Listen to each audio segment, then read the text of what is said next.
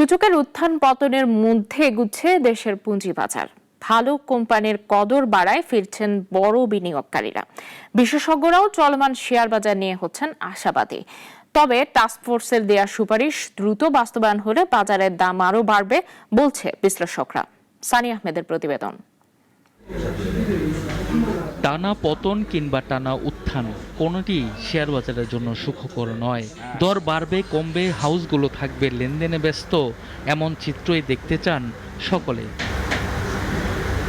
দীর্ঘ ধকলে যখন বিনিয়োগকারীরা নাস্তানাবুদ, পুঁজি হারিয়ে হচ্ছিলেন একের পর এক নিঃস্ব, তখন সরকারের শীর্ষ মহলের আন্তরিকতা ও নির্বাচনের নিশ্চিত খবরে আবারও বিনিয়োগমুখী হন পুঁজিপতিরা।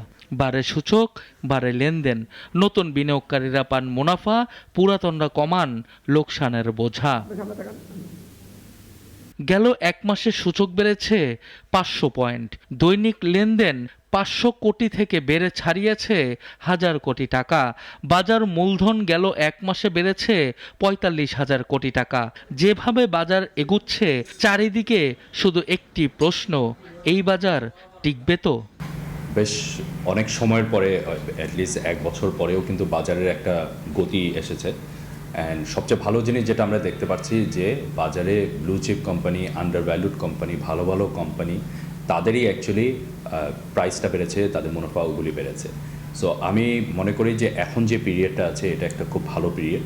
পুঁজিবাজারে বাড়ছে মূল্যভিত্তির শেয়ারের কদর, যে কারণে প্রবেশ করছে দীর্ঘমেয়াদী বিনিয়োগ। তবে এই গতি ধরে রাখতে বিএসইসির টাস্কফোর্সের দেয়া সুপারিশগুলো দ্রুত বাস্তবায়ন জরুরি, এমনটাই মনে করেন সংশ্লিষ্টরা। যে এখন খুবই ভালো সময় আইপিও লিস্টিং করার জন্য।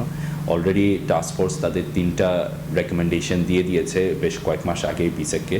আমি মনে করি যে বিসেক এবং সরকারি অ্যাডমিনিস্ট্রেশন খুব তাড়াতাড়ি এই রুলগুলিকে যদি বাস্তবায়ন করে, গ্যাজেট করে, অ্যাকচুয়াল একটা রুল করে ফেলে, তাহলে যেটা হবে কি নতুন নতুন কোম্পানি আসবে।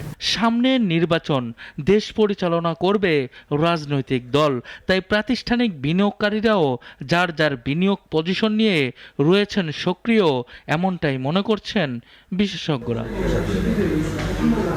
সানি আহমেদ, নাগরিক, ঢাকা।